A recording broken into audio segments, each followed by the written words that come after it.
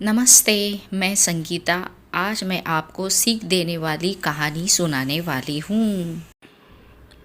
एक राज्य में बहुत ही बुद्धिमान राजा था। उसका काफ़ी बड़ा साम्राज्य था। उसके राज्य में प्रजा हर तरह से खुशहाल थी। राजा को अपने उत्तराधिकारी की तलाश थी। उस राजा के 3 बेटे थे, लेकिन राजा नहीं चाहता था कि पुरानी परंपरा को वह भी दोहराए और सबसे बड़े बेटे को ही गद्दी पर बिठाया जाए, बल्कि वह सबसे बुद्धिमान और काबिल बेटे को सत्ता सौंपना चाहता था।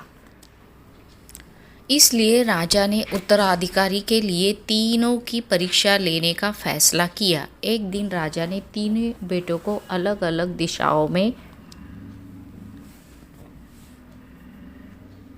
भेजा। उसने हर बेटे को सोने का एक सिक्का देते हुए कहा कि वे इस ऐसी चीज़ खरीदे जो पुराने महल को भर दे।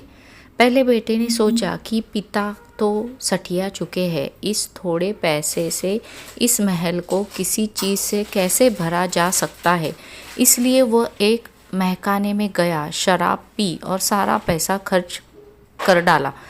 राजा के दूसरे बेटे ने इससे भी आगे सोचा। वह इस नतीजे पर पहुंचा कि शहर में सबसे सस्ता तो कूड़ा कचरा ही है, इसलिए उसने महल को कचरे से भर दिया। तीसरे बेटे ने 2-3 दिन पर चिंतन मनन किया कि महल को सिर्फ एक सिक्के से कैसे भरा जा सकता है। वह वाकई कुछ ऐसा करना चाहता था जिससे पिता की उम्मीद पूरी हो।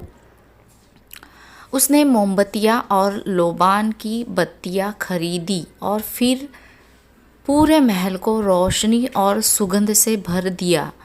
इस तीसरे बेटे की बुद्धिमानी से राजा खुश होकर राजा ने उसे अपने राज्य का उत्तराधिकारी बनाया। इस कहानी से हमें यह सीख मिलती है कि बुद्धि से कुछ भी पाया जा सकता है।